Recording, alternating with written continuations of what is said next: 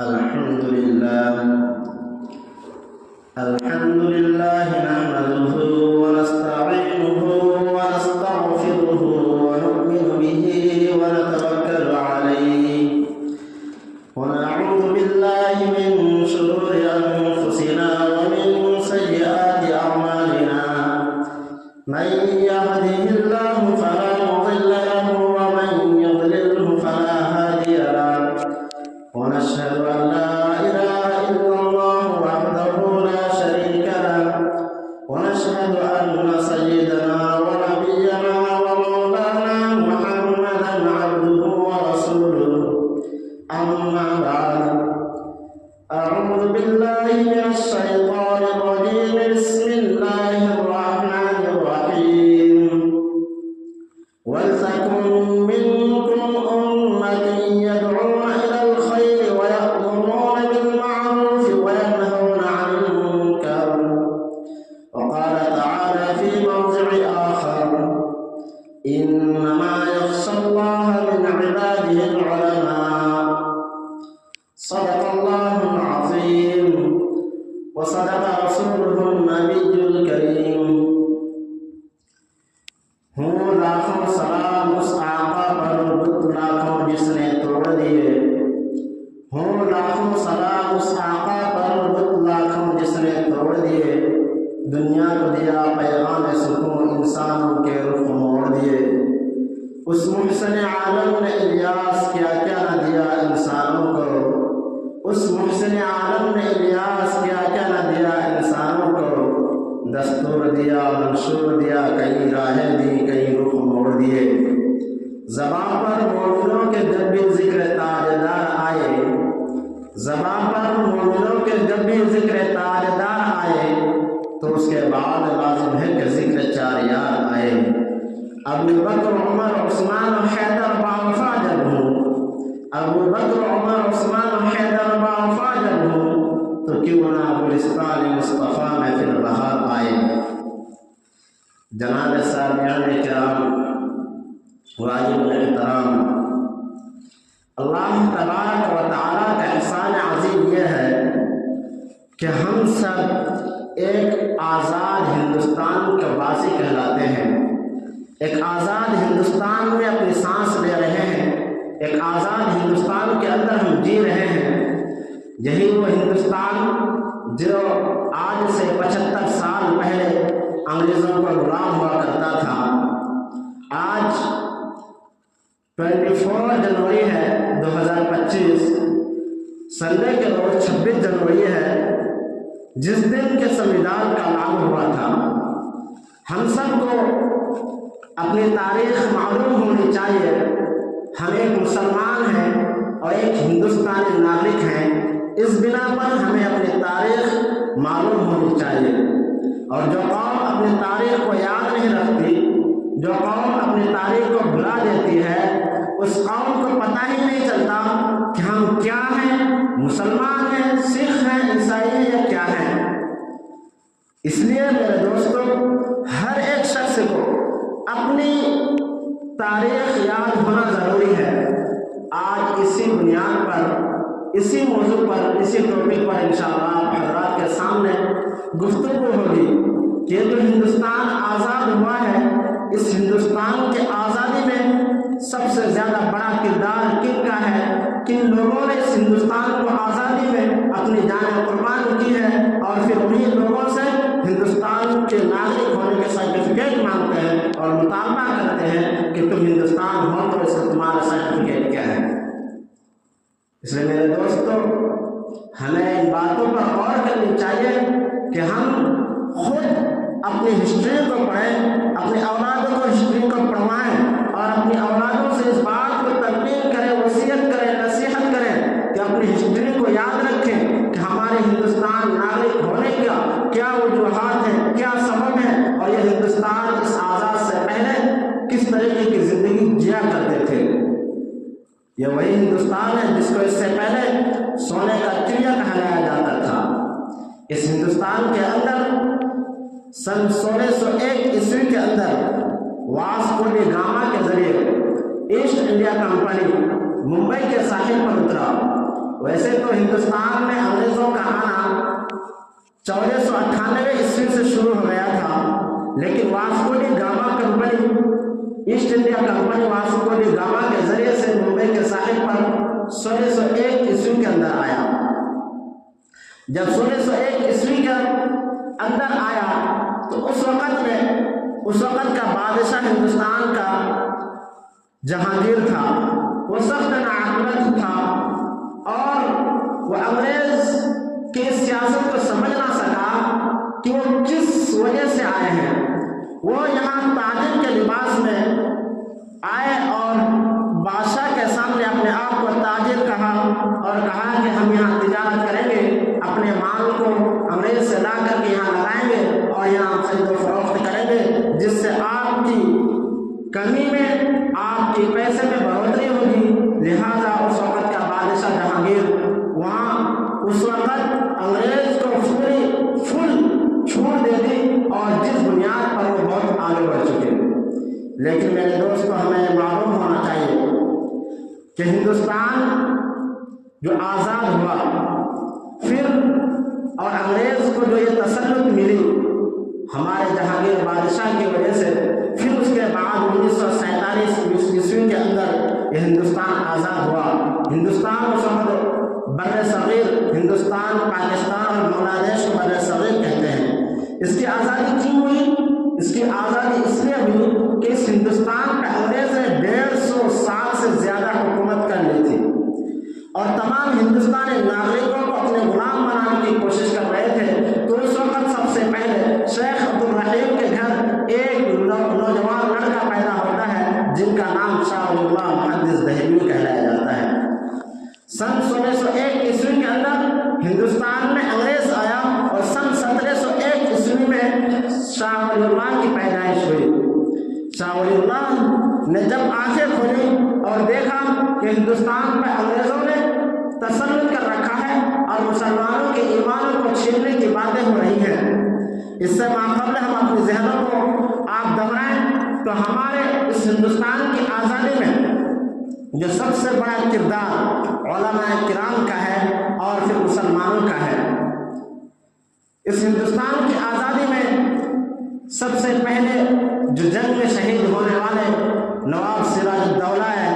जो कि कलकत्ता के रहने वाले थे, उन्होंने अंग्रेज के खिलाफ जंग किया और सीना से पर खड़े होकर के काफ़ी देर तक जंग करते रहे, लेकिन अपनों की ही गद्दारी की वजह से फिर उनको जान शहादत से पीना पड़ा था। लेकिन उसके बाद भी ये जंग रुकी नहीं। सन 1757 के अंदर नवाब सिराजुद्दौला का शहीद हुआ। फिर उसके बाद सन 1799 के अंदर शेर मैसूर टीपू सुल्तान को भी अपनों ही की गद्दारी की वजह से, अपने ही सिपाहियों की गद्दारी की वजह से, अपने मुसलमान भाइयों की गद्दारी की वजह से उन्हें भी जान शहादत पीना पड़ा। टीपू सुल्तान इस तरह के बादशाह थे, इतने कुव्वत और जवान मर्द थे कि जब अंग्रेजों से लड़ रहे थे उनकी जान निकल गई थी, उसके बावजूद भी अंग्रेजों को हिम्मत नहीं हो रही थी कि उनके करीब जाएं। वो ये सोच रहे थे कि कहीं ऐसा ना हो कि इनके अंदर लोगों की कलक बाकी हो और ये हमारे ऊपर फिर उठ करके हमला ना कर दे। काफी देर तक सोचे उनके करीब जाने के लिए, और करीब जाने के लिए सोच रहे थे कि कौन जाए इनके करीब, कौन चेक करे कि इनकी रूह परवास गई, हुई है या नहीं हुई। जब उन्हें यकीन हो गया कि हाँ इसकी रूह परवास फुल हो गई है, पूरी तौर पर ये शहीद हो चुके हैं, फिर उसके बाद अंग्रेज आए और उसको उठाए। फिर जैसे ही टीपू सुल्तान के बारे में मालूम हुआ कि ये शहीद हो चुके, तो उन्होंने फौरन ये ऐलान कर दिया कि अब जो है हिंदुस्तान में जो हुकूमत रहेगी अब अंग्रेज़ों की हुकूमत रहेगी। अब अंग्रेज़ों के हाथ से कोई छीन नहीं सकता इस हिंदुस्तान को। आप इससे अंदाज़ा लगा सकते हैं कि टीपू सुल्तान ने किस जवानमर्दी के साथ लड़ा होगा। जैसे ही उनको शहीद करा तो अंग्रेज़ों को ये फुल और ये सोचने लगे अंग्रेज़ कि अब शायद के इस हिंदुस्तान में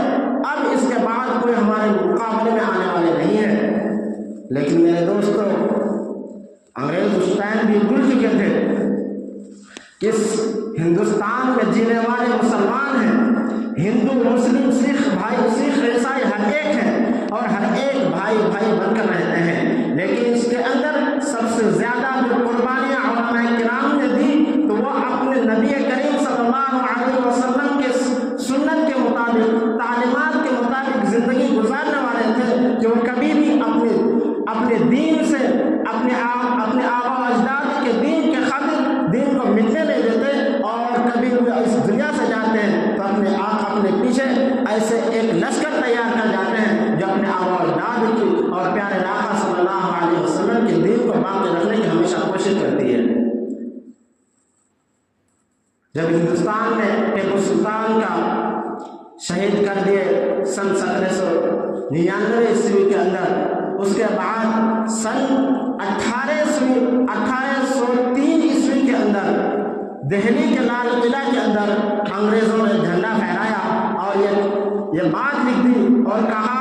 کہ دیکھو آج سے مخلوق خلق خدا کی رہے گی اور حکومت بادشاہ کی ہوگی، ہندوستان بادشاہ کی ہوگی اور حکومت ایسٹ انڈیا کمپنی کی ہوگی۔ یعنی کہ سن 1799 عیسوی کے اندر ٹیپو سلطان کو شہید کیا، سن 1803 عیسوی کے اندر دہلی کے لال قلعہ کے اندر جا کے انگریزوں نے جھنڈا پھہرایا اور یہ کہا کہ خلق آج سے خدا کی ہوگی، ہندوستان بادشاہوں کی ہوگی، ہندوستان بادشاہوں کی ہوگی اور حکومت ایسٹ انڈیا کمپنی کی ہوگی۔ اور یہ جو تحریر لکھوائی گئی تھی اس وقت کا بادشاہ جہانگیر تھا، اور جب ان سے یہ بات کی تحریر لکھوائی گئی تھی ظلم جبر اور تشدد کی بنا پر تحریر لکھوائی گئی تھی، علماء نے یہ سوچے اس وقت کہ مسلمانوں نے یہ سوچے کہ شاید کہ انہوں نے ان کو بھی انگریزوں نے خرید لیا ہے، لیکن نعوذ باللہ من ذالک اس وقت انہوں نے ایسے تشدد کیے تھے، ایسے ظلم و بربریت کیے تھے جس بنا پر ان کو یہ تحریر لکھ کر کے پھر وہ جا کے لال قلعہ کی دہلی کے لال قلعہ کے اندر یہ لٹکانا پڑا۔ لیکن جیسے ہی سن 1803 عیسوی کے بعد پھر اس کے بعد سن 1947 عیسوی 15 اگست کے دن ہندوستان اس طریقے سے آزاد ہوئی، لیکن اس سے ماقابل کی نظروں میں اس سے ماقابل کی تاریخوں میں ہم اپنے نظر غائب سے اندازہ کریں گے تو ہمیں معلوم ہوگا کہ دہلی کے اندر دہلی سے لے کر کے دہلی کے چاندنی چوک سے لے کر کنیا کماری تک کوئی ایسا درخت نہیں تھا جس کے اندر علماء کرام کی سر نہ لٹکتا ہو۔ کئی ہزار علماء کرام کو دہلی کے درختوں کے اوپر پھانسی میں لٹکا دیا کرتے تھے، اور یہاں تک صرف اسی پر بس نہیں کیا کرتے تھے بلکہ ایک بڑی کڑھائی لے کر کے وہاں تیل ابالا کرتے تھے اور علماء کرام کو لے جا کر اس کے اندر چھوڑ دیتے تھے۔ اس کی حالت ایسی ہو جاتی تھی کہ آپ اس سے اندازہ لگا سکتے ہیں کہ کسی کڑھائی کے اندر تیل ابال کر کے آپ چکن کو یا چکن کے مرغیوں کو یا کسی مرغی کو ڈال دیں تو کس طریقے سے نکلتا ہے۔ اسی طریقے سے علماء کرام کی جانوں کو شہید کیا گیا کہ علماء کرام کو زندہ لے جا کر کے اس کو کڑھائی کے اندر ڈال دیتے پھر نکال دیتے تو جس سے ان کی ہڈیاں ہی ہڈیاں نکلتی تھی۔ اس طریقے سے مسلمانوں کو شہید کیا گیا، اور یہ صرف اس لیے کہ اس ہندوستان میں ہم آزادی کی زندگی جئیں، ہم پیارے آقا صلی اللہ علیہ وسلم کی زندگی کو ہم بھلا نہ سکیں، بھلائے نہیں۔ یہ اس وجہ سے تھی کہ اس وقت جب انگریز حکومت کر رہے تھے تو انگریز مسلمانوں کے، ہندوؤں کے جو ہندوستانی ناگرک تھے ہر ایک کے بچوں کو غلام بنایا کرتے تھے اور اپنے غلامی کی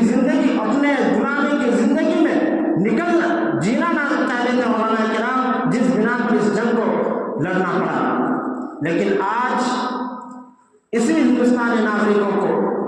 پھر مسلمان ہونے کے لیے یہ کہا جاتا ہے کہ آپ مسلمان جو ہے آپ اپنا سرٹیفکیٹ دکھائیں۔ اسی ہندوستان کو آزاد کرنے کے لیے 5 لاکھ مسلمانوں نے اپنی جانیں شہید کیے ہیں۔ ایک دن کے اندر 9000 علماء کرام کو گولی مارے گئے۔ آپ شاملی کے میدان کا تاریخ پڑھیں تو آپ کو معلوم ہوگا وہاں جب 9000 علماء کرام کو گولی مارے تو علماء تاریخ میں لکھتے ہیں کہ کوئی بھی ایسا شخص نہیں تھا جنہوں نے اپنی گولیاں پیٹھ میں کھائی ہو، ہر ایک شخص نے اپنی گولیاں اپنے سینے کے اندر کھائی ہے۔ یہ کہنا چاہ رہے ہیں کہ کوئی بھی اس سے بھاگے نہیں، ڈرے نہیں، ہر ایک نے سینہ سپر ہو کر کے ان کے سامنے ڈٹ کے رہے اور انہوں نے گولی چلائی، انہوں نے گولی کھائی اور اپنی جان شہید کیے، لیکن کوئی بھی اپنے اس عہدے سے پیچھے نہیں ہٹے۔ تو یہ ہندوستان کی تاریخ ہے، اسی ہندوستان کی تاریخ کو ہم بھلا چکے ہیں، اور ہم اپنے ہندوستانی ناگرک ہونے کی وجہ سے ہمیں یہ بھی معلوم ہونا چاہیے کہ ہمارے پرکھوں نے، ہمارے آبا و اجداد نے کس طریقے سے اس ہندوستان کو آزاد کرنے کے لیے قربانیاں پیش کی ہیں۔ حضرت مولانا حفظ الرحمان صاحب صاحب جب اس سنویدھان کو لکھا جا رہا تھا، اس ہندوستان کے سنویدھان کو لکھنے سے پہلے اس ہندوستان کی آزادی سن 15 اگست 1947 عیسوی کو ہو چکی تھی۔ 1947 عیسوی کو ہندوستان کی آزادی ہونے کے بعد بھی قانون انگریزوں کی تھی۔ اس وقت یہ طے نہیں ہوا تھا کہ اب ہندوستان میں جو ہے قانون کس طریقے سے بنایا جائے، کیسا قانون چلے یا کیسا قانون ہو جس سے سب لوگوں کے حقوق ایک ساتھ کسی کے حقوق پامال نہ ہو پائے۔ لہذا سن 15 اگست 1947 عیسوی کو ہندوستان آزاد ہوا۔ 2 سال 11 مہینے 18 دن تک ہندوستان کے قانون کو بنانے میں اور ہندوستان کے قانون کو ترتیب دینے میں کئی لوگوں کی تشکیل دی گئی، اور یہ لوگ ہندوستان کے قانون کو تشکیل دینے میں لگے۔ 2 سال 11 مہینے 18 دن اس ہندوستان کے سنویدھان کو لکھنے میں لگ گئے۔ جب لگے تو پھر اس وقت ہندوستان کے سنویدھان کو لکھنے کے ٹائم ہر مذہب سے تعلق رکھنے والے بڑے بڑے جو لیڈر تھے وہ لوگ تھے، ان میں سے ہر ایک کا جو سردار تھے، جو اس پر حکومت کرنے والے تھے، جو تمام چیزوں کا رہنمائی کرنے والے تھے، اس وقت ڈاکٹر امبیڈکر صاحب تھے۔ وہاں علماء کرام، مسلمانوں کے علماء کو بھی ساتھ لیا گیا، سکھوں کے جو بڑے لیڈر تھے ان کو بھی لیا گیا، دلت کو بھی ساتھ لیا گیا، ہندوؤں کو بھی ساتھ لیا گیا۔ یہ اس لیے کہ ہندوستان کو آزاد کرنے کے لیے تمام لوگوں نے ہندوستان کے آزادی کے لیے ایک ساتھ جانیں دی ہیں اور ایک جیسی قربانیاں پیش کی ہیں، ایک جیسی لڑائیاں لڑی ہیں۔ لیکن اگر ہم اس کو اور زیادہ غور سے پڑھیں گے تو ہمیں معلوم ہوگا کہ 90%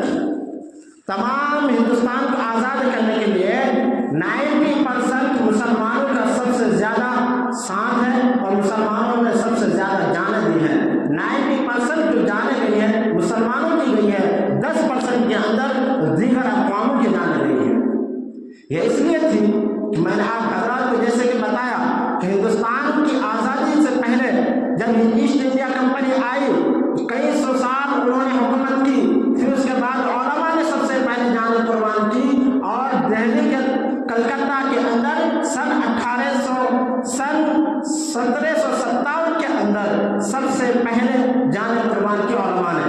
اس کے بعد سن 1799 کے اندر ٹیپو سلطان نے، اس وقت کوئی بھی غیر قوم مسلمانوں کے ساتھ نہیں تھے، اس وقت صرف اور صرف مسلمان لڑ رہے تھے ہندوستان کی آزادی کے لیے۔ مسلمانوں کے ساتھ جو دیگر اقوام جو شمولیت کرے، مشترکہ طور پر جو لڑائی لڑی، تو وہ جو لڑائی لڑی ہے سن 1857 عیسوی کے بعد سے، سن 1857 عیسوی کی جب ہم لڑائی کو ہم دیکھیں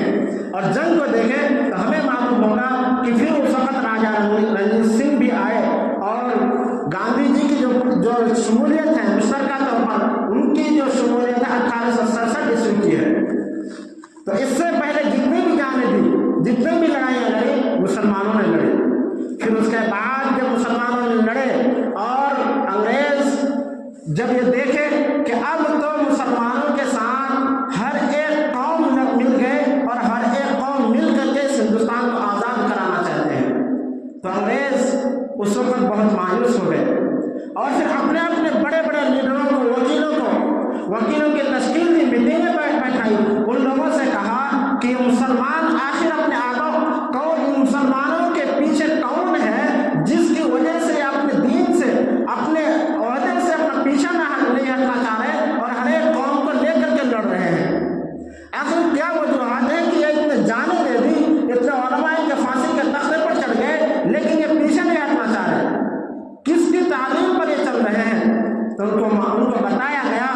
کہ ان کے پیچھے ایک ایسے لیڈر ہیں جو یہ لوگ مسلمان اپنی جانیں تو دے دیں گے، بیویوں کو بیوہ کر لیں گے، بچوں کو یتیم کر لیں گے، لیکن اپنے اس آقا کی، اپنے اس لیڈر کی کبھی بھی فراموشی نہیں کر سکتے۔ وہ لیڈر کون ہے؟ وہ آقا جناب محمد رسول اللہ صلی اللہ علیہ وسلم ہے۔ اس نبی صلی اللہ علیہ وسلم نے ہمیں ان باتوں کی تعلیم دی ہے کہ تم جہاں رہو، جس مٹی میں رہو، اس مٹی سے تم محبت کرو، تم جہاں رہو، جن کے پاس رہو، اپنے پڑوسیوں کا خیال رکھو، اپنے پڑوسیوں کے حقوق کا خیال رکھو، اپنے پڑوسیوں کو اگر تم کسی طریقے کی بھی مصیبت میں اگر گرفتار دیکھ رہے ہو تو ان کی جہاں تک ہو سکے ہیلپ کرو، ان کی جہاں تک ہو سکے مدد کرو، ان کی اپنے وسعت کے مطابق تم ان کو کبھی بھی ان کو مصیبت میں رہنے مت دو، چاہے پھر وہ تمہارا مسلمان بھائی ہو یا پھر ہندو بھائی ہو یا پھر سکھ بھائی ہو یا پھر دلت بھائی ہو۔ ہمیں ان چیزوں کی تعلیم دی ہے، ہمیں کبھی ان باتوں کو نہیں سکھایا گیا کہ آپ جا کر کے لڑیں، آپ دیگر اقوام سے لڑیں، آپ مسلمان ہیں تو دوسرے لوگوں سے جا کر کے لڑیں۔ ہمیں ان باتوں کی بالکل تعلیم نہیں دی گئی۔ آج یہی ہو رہا ہے کہ مسلمانوں کو تو تعلیم، پیار اور محبت، امن و امان اور سلامتی کی تعلیم دی گئی، اور یہی چیزوں کی تعلیم مدارس مکاتب کے اندر بھی دی جا رہی ہے، لیکن آج سب سے زیادہ اس کا الٹا ہو رہا ہے کہ مسلمانوں کے مدارس میں سب سے زیادہ نگاہیں دوڑائی جا رہی ہے۔ مسلمانوں کے جو بچے مدرسے میں پڑھ رہے ہیں ان کو آج دہشت گردوں کے نام سے جانا جا رہا ہے۔ آج مسلمانوں کے بچے کو دیکھ کر کے، داڑھی ٹوپے والے کو دیکھ کر کے ٹیررسٹ کہا جاتا ہے، اور ان سے کہا جاتا ہے کہ یہ ان کو مدارس کے اندر دہشت گردی سکھایا جا رہا ہے۔ اپنے ہندوستان کے ناگرک ہونے کی وجہ سے بھی اپنے ہندوستان سے دشمنی رکھنا، بغاوتیں رکھنا سکھایا جاتا ہے۔ نعوذ باللہ من ذالک۔ ان لوگوں کو اپنی تاریخ معلوم ہی نہیں ہے کہ اس ہندوستان کی آزادی میں سب سے بڑا ہاتھ، سب سے بڑا قربانیاں، سب سے زیادہ جان کن کی گئی ہے۔ میرے دوستو، جس مدرسے کے اندر بچوں کو ایک موبائل رکھنے کی اجازت نہیں ہوتی، اس مدرسے کے اندر آپ کو ہتھیار مل سکتی ہے کہیں سے؟ جس مدرسے کے اندر بچوں کو ہمیشہ امن و امان، سلامتی کی دعوت دی جا رہی ہے، تعلیم سکھائی جا رہی ہے، اپنے پیارے آقا صلی اللہ علیہ وسلم کی ہسٹری پڑھائی جا رہی ہے، کیا اس مدرسے کے اندر بچوں کو دہشت گرد بنایا جا سکتا ہے؟ جن علماء نے اس ہندوستان کو آزاد کیا ہے، اس علماء کے ساتھ ہر ایک قوم کے لوگ شامل تھے، مشترکہ طور پر اس ہندوستان کو آزاد کیا ہے، کیا اس مدرسے میں ان چیزوں کی تعلیم دے کہ ہندوستان سے بغاوت کرو، ہندوستان کو چھوڑ کر کے دوسرے ملک میں، اپنے پڑوسی ملک میں جاؤ؟ نہیں، ہرگز نہیں ہو سکتا۔ ہم جس مٹی میں رہتے ہیں اس مٹی سے محبت کرنا جانتے ہیں، ہم اسی مٹی کے رہنے والے ہیں، ہم اس ہندوستان کے آزادی میں سب سے زیادہ جانیں دی ہیں، سب سے زیادہ قربانیاں پیش کی ہیں، لہٰذا ہم ہندوستان ہونے کے ناطے، ہندوستانی ناگرک ہونے کے ناطے ہمیں اپنے آبا اور اجداد کی تاریخ معلوم ہونی چاہیے، اور اگر ہم سے کوئی سرٹیفکیٹ مانگے ہندوستانی ناگرک ہونے کے ناطے تو ہمیں ان کا اپنے آبا و اجداد کی تاریخ بتانا چاہیے کہ ہمارے آبا و اجداد کی تاریخ کیا ہے، اس ہندوستان کو آزاد کس نے کیا ہے۔ جب اس ہندوستان کے بٹورائی کی بات ہو رہی تھی سن 1947 عیسوی کے اندر، بر صغیر کی ہندوستان، پاکستان، بنگلہ دیش ایک تھا اس وقت، تو اس وقت بھی حضرت مولانا حفظ الرحمان صاحب سیاحوی، جو کہ ہمارے استاد محترم میں سے بھی شمار ہوتے ہیں، ان کا بھی یہ کہنا تھا کہ دیکھو جس طریقے سے ہندوستان آزاد کیا ہے تم لوگوں نے، یعنی کہ ہندو بھائیوں نے، اسی طریقے سے دلتوں نے بھی کیا ہے، مسلمانوں نے کیا ہے، لہذا اسی وجہ سے ہم یہ بالکل نہیں چاہتے کہ ہمارے ملک میں کوئی بٹوارا ہو، کوئی دوسرا ملک بنے، کوئی دوسری تقسیم ہو، لہذا ہم نے ہر ایک نے مل کر جان قربان کیے اور ہم ہر ایک ساتھ رہنا چاہتے ہیں۔ اس وقت کے سنویدھان میں تمام باتوں کو، تمام مذاہب کی باتوں کو لکھی گئی اور تمام مذاہب کا خیال رکھا گیا کہ کسی بھی مذہب کے اندر، کسی بھی ذات پات کے اندر، یعنی ان چیزوں کا خیال نہیں رکھا جائے گا کہ یہ ہندو ہے تو ان کو اعلیٰ عہدے پر رکھا جائے گا، یا مسلمان ہے تو ان کو کم عہدے پر رکھا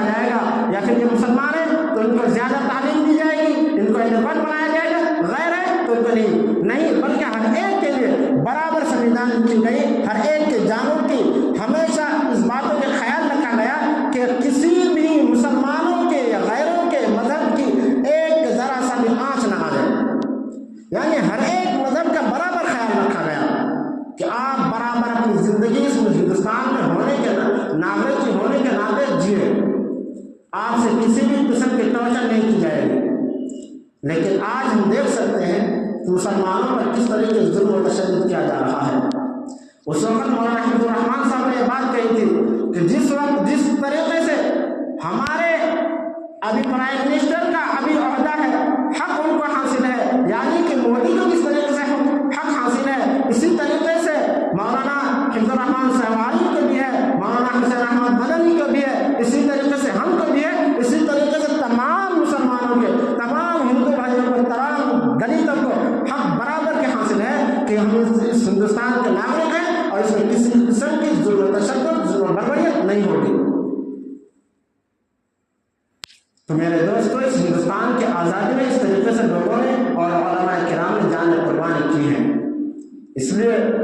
हमें अपने आबा अजदाद की तारीख को पढ़ने की ज़रूरत है, याद रखने की ज़रूरत है। जब मौलाना हुसैन अहमद मदनी को जेल से लाया गया और उनसे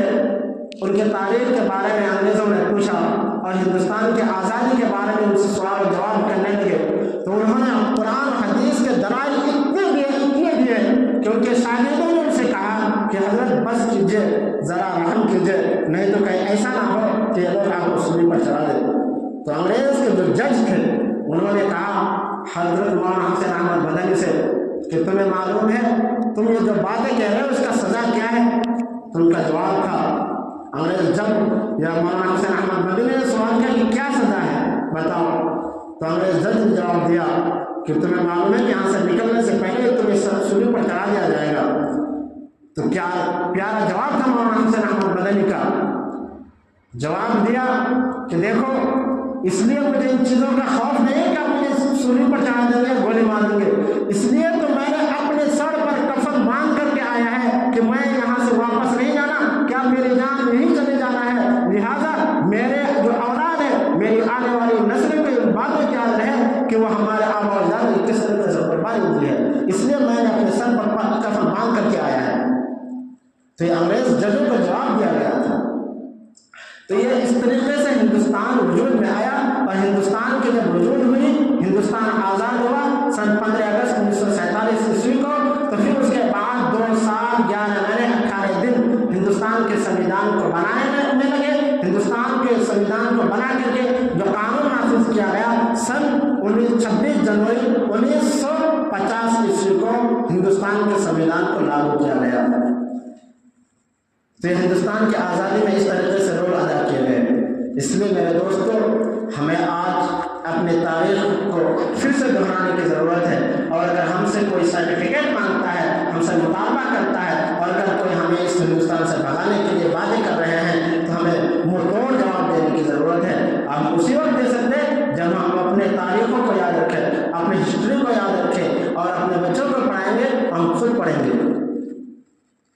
अल्लाह ताला हम सबको एक आज़ादाना ज़िंदगी और दीन शरीयत के मुताबिक ज़िंदगी गुजारने की तौफीक अता फरमाए। हर एक से लीडर होकर के ज़िंदगी गुजारने की तौफीक अता फरमाए। हर एक को अपने अपने हुकूक को लेने और अपने अपने हुकूक के मुताबिक ज़िंदगी गुजारने की तौफीक अता फरमाए।